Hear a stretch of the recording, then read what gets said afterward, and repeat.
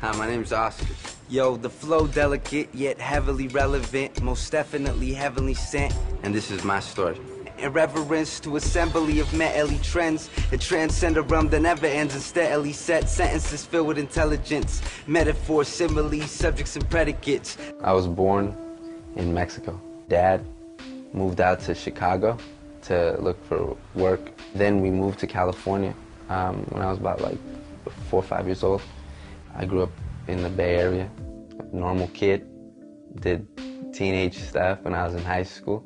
So I had kind of like this view of the white man, like, man, they're trying to keep me down. You know, the hurt that my parents went through and stuff, and that we went through, because there was incidents where, you know, there was some racism, and that just fueled stuff even more. We went to Jack in the Box, and my dad was ordering and stuff, and there was a guy there. His order didn't come or something like that, but he kind of took it out on my dad. And he told my dad, hey, go, you need to go back to your country and this and that. And so it built up anger and stuff in me, like, oh, they think they're better than me. I also was like affiliated with people that were angry. I wasn't in gangs, but I was affiliated with people that were in gangs and stuff. And so I had a reputation to uphold. Me and my friends started rapping. Stands the benevolent lyricist, enhance the lyrics with the swag of a gentleman. We wanted to do like a mixtape, and we had all these plans and stuff, like, yeah, we're gonna do it big. And I started feeling like, man, this is not fulfilling me. Like, I still feel like empty and stuff inside. Like, I was sleeping around with girls and stuff, and it still like didn't. Like, yeah, I still felt like at the end of the night, I felt like, man, there's gotta be more.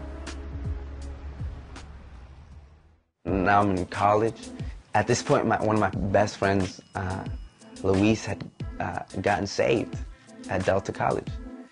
And he used to always invite me, like, to the meetings and stuff. And I used to always see him and be like, man, there's something different about him. Knowing Oscar's background, one of his friends named Luis got radically saved in our ministry, and he was constantly inviting Oscar to come out to our meetings. And so Luis would be at the prayer table with me, and we'd be praying for folks, and Oscar would come by to say hi to him, and Oscar would begin to mock me, and he would mock what we were doing. And at this point, my mom was going to church again in Stockton and stuff, so sometimes I'd go with her. I wanted to know more about it and stuff, but at the same time, I didn't want to let go. And I felt like I was saved, you know what I'm saying? Like, I said the sinner's prayer, but I was still doing my own thing.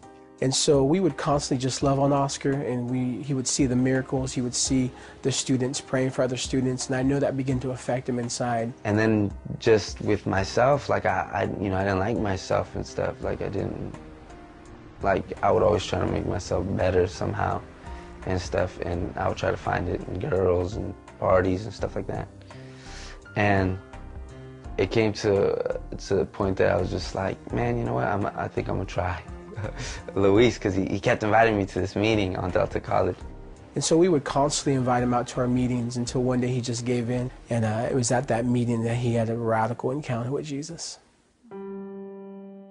I just kind of put my head down, and, in Spanish, I just said, like, I believed in God, but I don't know why I said it this way. I just said, God, if you're real, fix my life. And at that moment, I felt something come on me, and it spooked me out. It scared me, so I opened my eyes. But when I opened my eyes, I wasn't in Cunningham Lounge anymore. It was like a hill, looked like a hill, and there was a man, he had a cross, and he was beat up. But I didn't put two and two together and say, oh, this is Jesus. I just was like, man, this guy's beat up. Somebody needs to help him. Where's the help? And there was no help. And he looked up at me, and when he looked at me, it's like everything that I felt and stuff kind of went out the window.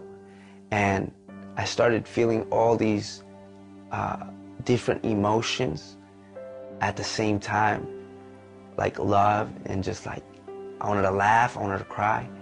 And all these bottled up emotions that I've had just came out. And I just started weeping and didn't know why. I just started crying.